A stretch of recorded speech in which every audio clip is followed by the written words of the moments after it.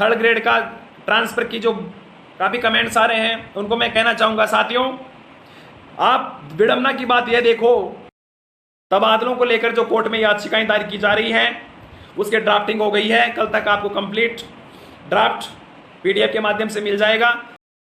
शिक्षा विभाग शिक्षक संगठनों को मान्यता देगा, यहां तक तो ठीक है, लेकिन इसमें भी एक अंदेशा है मंत्री महोदय जी।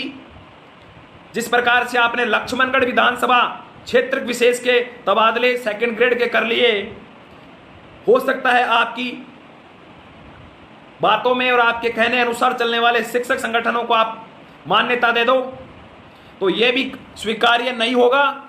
आज भी गांवों के अंदर शिक्षक समाज के शिक्षकों की वो वैल्यू है। एक साथी का आज मेरे पास फोन आया, मैं चर्चा करना चाहूँगा कि उम्र में बड़े जिनके विद्यार्थी स्कूल में पढ़ते हैं वो आकर शिक्षकों के सामने हाथ जोड़कर खड़े हो जाते हैं, जिनकी उम्र कम से कम उस शिक्षक साथी से 2 गुना होती है।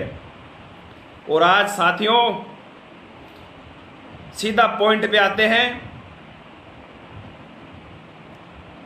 सबसे पहले हम नाथी का बाड़ा, जो आज पूरे दिन सोशल मीडिया के अलग अलग प्लेटफॉर्म पर वायरल हो रहा था कि नाथी का बाड़ा कहाँ है, ये नाथी कौन है। साथियों ऐतिहासिक पृष्ठभूमि नाथी का बाड़ा, चूंकि अब अभी थोड़ी देर पहले मैंने फटके बताया, वो स्थान था जहां पर उस क्षेत्र विशेष के लोग फरियाद लेकर पहुंचते थे और उस नाथी नाम की महिला द्वारा सबकी सहायता की जाती थी। तो साथियों मेरे हिसाब से इस शिक्षा मंत्री के द्वारा जो नाथी का बाड़ा शब्द लिया गया है, वो शब्द उन्होंने अपने मुंह से लेकर उस महिला को अपमानित किया है, जिस महिला के द्वारा इतिहास के अंदर वो परंपरा जीवित की कि आपसी सहयोग और विश्वास की, एक दूसरे की सहायता की।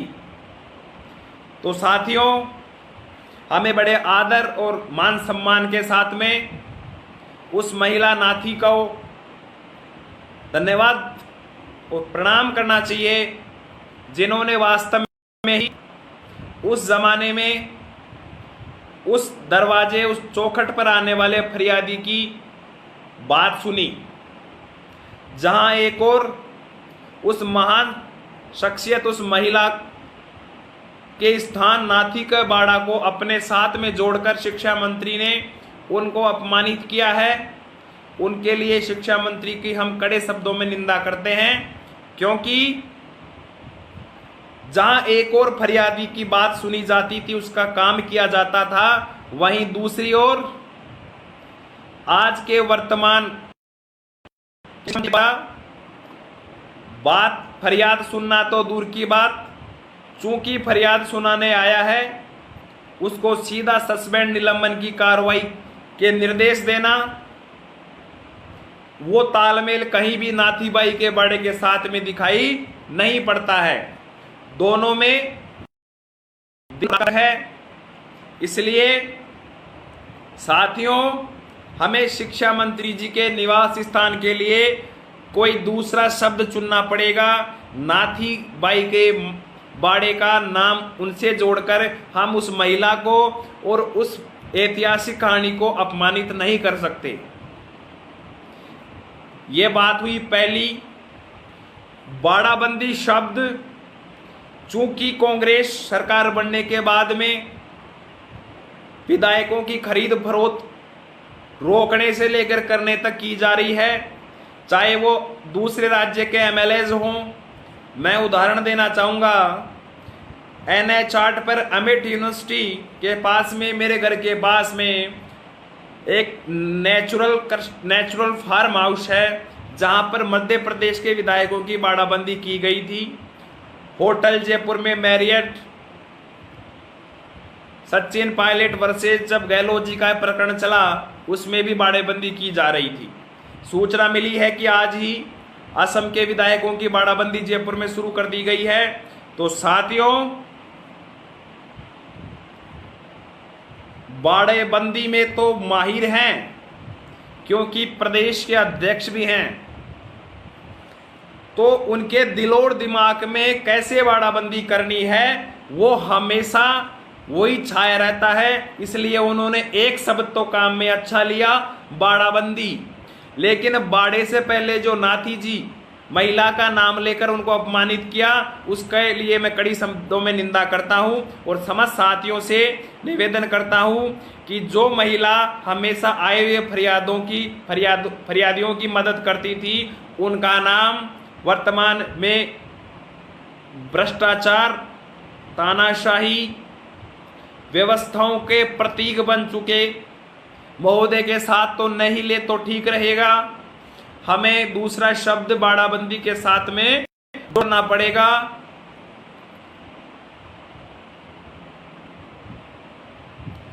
सुरेंद्र सैनी जी बोल रहे हैं चुप रहो बीजेपी के भरवे। सुरेंद्र सैनी जी, मैं आपको बताना चाहूंगा कि मैं वही हरपाल दादरवाल हूं जिसने वासुदेव नैनी जी जब शिक्षा मंत्री हुआ करते थे उनके सामने आंदोलन किया और मुझे जेल में भेजा गया। मेरे उस समय 4 मुकदमे बीजेपी कार्यकाल में लगाए गए, जिनमें एक मुकदमा राजद्रोह का भी था। आप शिक्षा मंत्री महोदय से या मुख्यमंत्री महोदय से कहकर मेरी पुरानी फाइल खुलवा सकते हो। इसलिए पार्टी जरूरी नहीं है, मुद्दे महत्वपूर्ण हैं, हम मुद्दों के साथ हैं।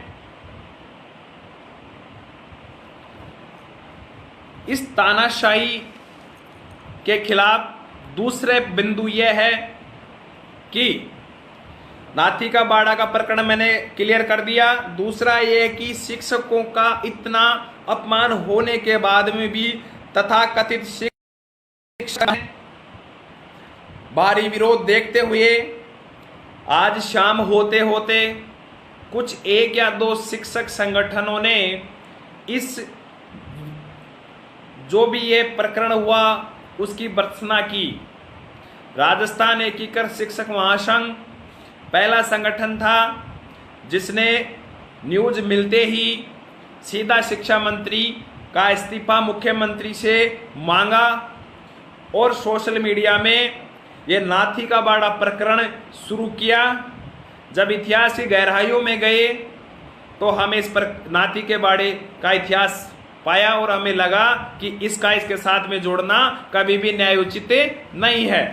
तब मैं उन्हें तथाकथित शिक्षक संघों से भी आह्वान करना चाहूँगा कि आप अपने निजी स्वार्थों के कारण इतने सत्ता के लोलुपता में ना फंसे, क्योंकि जब शिक्षक ही नहीं रहेगा, शिक्षक का मान सम्मान स्वाभिमान नहीं रहेगा, तो आप उन संगठनों को और इन संघों के पदाधिकारी रहकर क्या कर लोगे।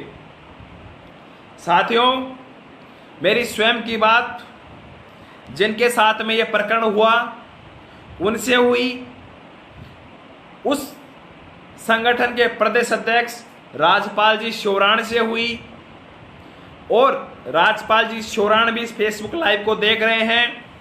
मैं उनको विश्वास दिलाता हूं रेशमा संगठन की ओर से कि हम आपके साथ खड़े हैं, और मैं फर्स्ट ग्रेड के कैडर में संगठन रेशला के अध्यक्ष मोहन सियाग जी को भी ये कहना चाहूंगा कि मतभेद हो सकते हैं, मनभेद मत करो। ये जो जिनके साथ में ये हुआ है वो भी आपके फर्स्ट ग्रेड के साथी हैं, कल तक ये आपके साथ थे। ये अलग आपसे अलग होकर रेशला लोकतांत्रिक नाम से संगठन चला रहे हैं। संगठन चलाना सभी का विवेकाधिकार है। जो घटना इनके साथ हुई, ये घटना कल किसी और के साथ होगी। जब मेरे साथ में घटनाएं घटित लगातार हो रही हैं, मैंने काफी बार शिक्षक संगठनों से आह्वान किया, यहां तक कि एक व्हाट्सएप ग्रुप समस्त शिक्षक संघ के नाम से बना रखा है, लेकिन उस ग्रुप में सभी संघ के पदाधिकारी जुड़े हुए हैं, लेकिन सबके सब मुखदर्शक और मुझे जहां तक लगता है किसी ना किसी बाहरी दबाव में है, किसी के कोई विचार नहीं आते। मैं ग्रुप में जाकर पोस्ट के इन्फो में जाके देखता हूं तो सभी संगठन के पदाधिकारी जो जुड़े हुए हैं वो रीड जरूर करते हैं। मैं उनसे आह्वान करूंगा कि शिक्षक बचेगा तो संघ चलेगा। तीसरी बात, शिक्षा मंत्री द्वारा बचाव में एक मीडिया को बयान दिया गया है कि ये जो आए थे इनकी किसी पत्नी का तबादला चित्तौड़गढ़ या अन्यत्र कर दिया गया था, उसका डेपुटेशन कराने आए थे। तो मेरे साथियों, आप उस वीडियो को पूरा देखो। अंत में शिक्षा मंत्री जी उस ज्ञापन को पढ़ते हैं, तो या तो वो उस ज्ञापन को पढ़ रहे हैं वो गलत पढ़ रहे हैं, या अब वो मीडिया के सामने झूठ बोल रहे हैं। यह प्रकरण वो फर्स्ट ग्रेड से प्रिंसिपल की पदोन्नति का जो प्रकरण चल रहा है उसी प्रकरण के सिलसिले में गए थे। वो ज्ञापन जो शिक्षा मंत्री जी को दे के आए वो मेरे पास था। तीसरी बात, मीडिया ने बहुत अच्छा सहयोग किया, उसके लिए मीडिया का बहुत बहुत धन्यवाद। साथियों, जैसे ही प्रखर रूप से हमारे संगठन ने आवाज उठाई, मेरे पास में व्यक्तिगत रूप से शिक्षा मंत्री के चापलूस और दलाल शिक्षक नेताओं के फोन आए और उन्होंने मेरे को कहा कि तेरे खिलाफ पहले ही कार्रवाइयाँ हो रही हैं, हमें लगता है कि समय जो लगना चाहिए तेरे टर्मिनेट या सेवा बर्खास्ती में वो समय अब जल्दी वो समय नहीं लगने वाला है और तेरी सेवा बर्खास्ती जल्द निकट भविष्य में होने वाली है। मैंने उनसे स्पष्ट कहा कि मुझे आप शिक्षा मंत्री का चापलूस बनाना चाहते हो और मैं आवाज नहीं उठाऊं तो कल करवाते, मेरा सेवा बर्खास्ती आज ही करवा दीजिए। यहां तक कि एक पूर्व शिक्षक नेता ने तो मुझे यहां तक कहा आज कि आपने शिक्षा मंत्री की छवि धूमिल की है, आपके खिलाफ मानहानि का मुकदमा बनता है, क्या आप इस बात को जानते हैं? मैंने कहा अरे साहब, अभी सिप्रापत थाने के अंदर एक मानहानि का मुकदमा पहले ही चल रहा है, एक और चल जाएगा। तो साथियों, शिक्षा मंत्री चाहे कोई हो, हमारी लड़ाई गोविंद सिंह डोटासरा जी से नहीं है। हमारी लड़ाई सिस्टम के अंदर जो लोकतांत्रिक व्यवस्था में अदृश्य रूप से राजतंत्र रूपी तानाशाही विद्यमान हो गई है, हमारी लड़ाई उस तानाशाही से है। अभी शाम को एक और खबर आती है कि अब शिक्षक संघों को मान्यता भी सरकार देगी। मेरे हिसाब से शिक्षक संघों की वास्तव में गिरदावरी करवाई जानी चाहिए, मैं इसके पक्ष में हूं। और जो तथाकथित शिक्षक संघ हैं उनकी जो सिर्फ दुकानें रसीद काटने से चल रही हैं, उन दुकानों को बंद किया जाना चाहिए। लेकिन मैं उस व्यवस्था का विरोध करता हूं जहां शिक्षा मंत्री द्वारा कहा गया है कि शिक्षा विभाग शिक्षक संगठनों को मान्यता देगा। यहां तक तो ठीक है, लेकिन इसमें भी एक अंदेशा है मंत्री महोदय जी। जिस प्रकार से आपने लक्ष्मणगढ़ विधानसभा क्षेत्र विशेष के तबादले सेकंड ग्रेड के कर लिए, हो सकता है आपकी बातों में और आपके कहने अनुसार चलने वाले शिक्षक संगठनों को आप मान्यता दे दो, तो यह भी स्वीकार्य नहीं होगा। शिक्षक संघों की गिरदावरी होनी चाहिए। तथाकथित शिक्षक संघों को राजस्थान के शिक्षकों का नेतृत्व करने का कोई अधिकार नहीं है, लेकिन हमें इस बात का अंदेशा जरूर है कि आपके द्वारा केवल आपकी बात और आपके विचारों से सहमत होने वाले संगठनों को ही मान्यता दी जाएगी, यह सभी अंदेशा जरूर है। साथियों, जरूरत है राजस्थान में एक ऐसे शिक्षक महासंघ की जो वास्तव में ही शिक्षकों के अधिकार, शिक्षक के मान सम्मान और अभिमान के लिए लड़ना जानता हो। और जैसा कि पिछले 4 महीने से राजस्थान एकीकृत शिक्षक महासंघ शिक्षा मंत्री की आंखों में आंखें मिलाकर लड़ाई लड़ रहा है। चाहे वो लड़ाई सड़क की लड़ाई हो, वो लड़ाई चाहे अब लड़ी जाने वाली कोर्ट की लड़ाई हो। मैं आपको विश्वास दिलाता हूं कि राजस्थान एकीकृत शिक्षक महासंघ इन शिक्षकों के साथ में जो वास्तव में ही दुर्व्यवहार हुआ, शिक्षक समाज के साथ अपमान हुआ, उसके खिलाफ राजस्थान के हर शिक्षक को जगाने का प्रयास करेगा। और उम्मीद है जिस प्रकार से आज ट्विटर पे ट्रेंड किया कि राजस्थान के सोए हुए शिक्षक का जमीर जगेगा और तथाकथित शिक्षक संघों का बहिष्कार किया जाएगा। अब थोड़ी सी बात वरिष्ठ अध्यापकों के तबादलों को लेकर कर लेते हैं। साथियों, मेरे पास में बिल्कुल पुख्ता न्यूज आई है कि कुछ शिक्षक संघ व्यक्तिगत रूप से जिस प्रकार से किसी कार्य को करवाने के लिए ज्ञापन देते हैं, उसी प्रकार से हरपाल दादरवाल के खिलाफ कड़ी से कड़ी कार्रवाई करवाने का ज्ञापन शिक्षा मंत्री महोदय को दिए हैं। मैं साथियों शिक्षक संघों से पूछना चाहूंगा कि मैंने आपका क्या बिगाड़ दिया? क्या आम शिक्षक की बात को उठाना आपको नकारा दिखता है, आपके आंखों में चुभता है, तो आप शिक्षा मंत्री को क्या, मुख्यमंत्री, राज्यपाल को मेरे खिलाफ ज्ञापन दो, मुझे कोई फर्क नहीं पड़ने वाला। मैं बात उठाता था, उठाऊंगा और आगे भी उठाऊंगा। अब वरिष्ठ अध्यापकों की तबादला की बात करते हैं। जब डीपीसी हो जाएगी तो तबादले होने का क्या औचित्य रह जाएगा? आपने बहुत ही शानदार तरीके से डीपीसी की मांग की, उसके लिए आपको साधुवाद देता हूं। लेकिन मैं आपको यह कहना चाहूंगा, आप ये डीपीसी करवाकर अपने शिक्षक संघ के पैरों पर कुल्हाड़ी मार रहे हो, क्योंकि कम से कम वरिष्ठ अध्यापकों को तो आपकी हकीकत का पता चल गया है। और यदि वरिष्ठ अध्यापकों का जमीर जगा हुआ है तो प्रगतिशील राष्ट्रीय अरस्तु और रेस्टा, भैरूराम चौधरी जी का संगठन रेस्टा, इन 4-5 संगठनों ने जो डीपीसी की मांग की, हमारे आंदोलन को कमजोर करने की कोशिश की, उनका तो हमें विरोध करना है, बहिष्कार करना है। क्योंकि डीपीसी यदि पहले हो जाती है तो तबादलों का कोई औचित्य नहीं रह जाएगा।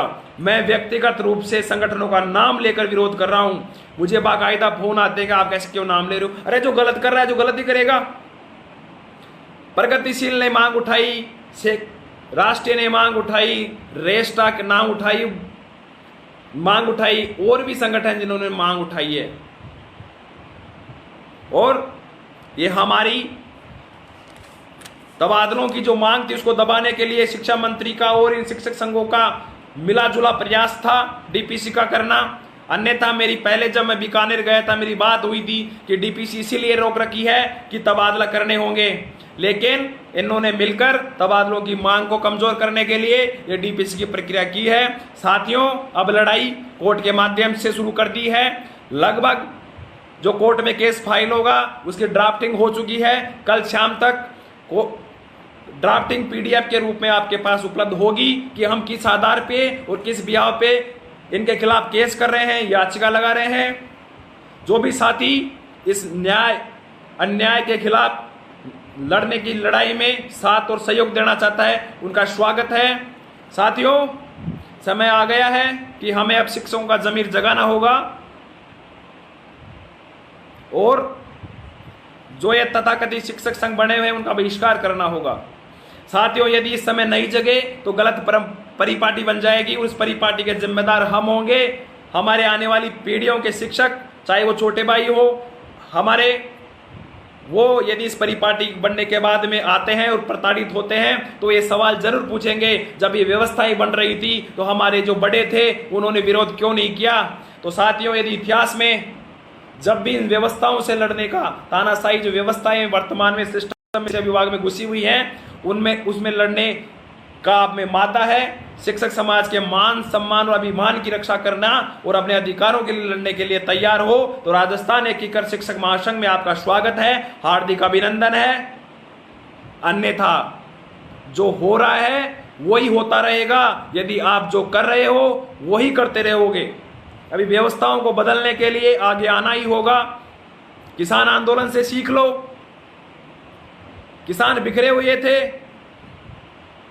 क्या आप भी उस समय का इंतजार कर रहे हो कि कुछ ऐसी नीतियां बन जाएंगी जब किसानी ही खत्म होने लग गई, जब किसान जगे हैं, जब ये हमारा जिसको हम शिक्षक को व्यवसाय नहीं बोलते, शिक्षक का कार्य एक धर्म है समाज निर्माण करने का, तो हम इस धर्म की पालन करने में यदि सिस्टम का हस्तक्षेप बढ़ जाएगा, हमें व्यावसायिक रूप में देखने लग गया है, बार बार में अपमानित किया जाने लगा है। अभी एक वीडियो वायरल हो रहा है, एक शिक्षक के द्वारा गली गली में जाकर कोरोना वैक्सीन लगाने का टीका की आवाजें दिलवाई जा रही हैं। तो साथियों, हम और हमारे माँ बाप इसलिए तो हमें नहीं पढ़ाते, हमारा जो कर्म है हमें वो कर्म करना है। और शिक्षा विभाग के द्वारा जो ये अनगरल काम हमारे पर थोपे जाते हैं उनका भी हम बहिष्कार करते हैं, उनका भी विरोध करते हैं। साथियों, जरूरत तो एक होने की, और मुझे विश्वास है कि अब शिक्षक समाज का जमीर जागेगा और हम इसका विरोध करेंगे। आज दिन में मेरी विपक्ष के नेताओं से बात हुई, सोशल मीडिया पर उन्होंने ये शेयर किया है, उनका भी धन्यवाद। 3rd ग्रेड का ट्रांसफर की जो काफ़ी कमेंट्स आ रहे हैं उनको मैं कहना चाहूँगा, साथियों आप विडंबना की बात यह देखो कि 2nd ग्रेड के दूसरी बार आवेदन लेने के बाद में तबादले सरकार नहीं कर रही, तो 3rd ग्रेड के तबादलों की तो सोच तक नहीं रही। वो हमें एक होना पड़ेगा और ये अधिकार है, यदि हमें अधिकार नहीं मिलता तो हमारे अधिकार छीन के लेने पड़ेंगे। इसलिए समय है, हमें एक होना है। राजस्थान एकीकृत शिक्षक महासंघ उन शिक्षकों का हार्दिक अभिनंदन करता है, स्वागत करता है महासंघ में, जिनका जमीर जिंदा है, जो शिक्षक समाज के मान सम्मान और अभिमान के लिए लड़ना जानते हैं। हमें साथियों भीड़ नहीं चाहिए और हमें रसीद कटवाने वाले शिक्षक भी नहीं चाहिए जो सिर्फ रसीद कटवाकर अपने जिम्मेदारी से मुक्त हो जाते हैं कि हमें हमारी जिम्मेदारी, हमने रसीद कटवा दी, हम शिक्षक संघ की जिम्मेदारी से मुक्त हो गए। हमें चाहे कम साथी चाहिए, लेकिन लड़ने वाले जोशीले, ऊर्जावान और इस तानाशाही के खिलाफ अटल और अडिंग रहने वाले चाहिए। अंगद की जैसे उनका पैर नहीं हिलना चाहिए। हमें साथियों, कितनी विडंबना की बात है, हम अधिकार फटकर अधिकार फटाते हैं और जब अधिकारों की बात लड़ने की आती है तो हम पीछे हट जाते हैं। बहुत ही विडंबना की बात है। उम्मीद है व्यवस्थाएं बदलेंगी और व्यवस्थाएं हम मिलकर ही बदलेंगे, ऐसा भी मुझे विश्वास है। अंत में तबादलों को लेकर जो कोर्ट में याचिकाएं दायर की जा रही हैं उसके ड्राफ्टिंग हो गई है। कल तक आपको कंप्लीट ड्राफ्ट PDF के माध्यम से मिल जाएगा। शिक्षक साथी जो भी कोर्ट में याचिका लगाने की इस प्रक्रिया में प्रत्यक्ष रूप से सहयोग करना चाहते हैं वो एक बार PDF को पढ़ लीजिए। जो भी सुझाव है हम उनको भी उस में शामिल करवाएंगे। 2 दिन तक कोर्ट की छुट्टियां हैं, जैसे कोर्ट खुलता है हम हमारी पिटीशन याचिका लगाएंगे। लड़ाई लड़ेंगे कोर्ट में, चाहे वो सुप्रीम कोर्ट तक लड़नी हो, सड़कों तक लड़नी हो। लड़ाई इस लोकतंत्र में 2-3 प्रकार से लड़ी जाती है। हम दबाव समूह के रूप में काम कर रहे हैं। साथियों, मैं आपको कहना चाहूंगा कि दबाव समूह की परिभाषा आपने पढ़ी होगी। आज अमेरिका जो इतना विकसित राष्ट्र है उसका पीछे का कारण यही है कि वहां दबाव समूह बहुत ही मजबूत हैं।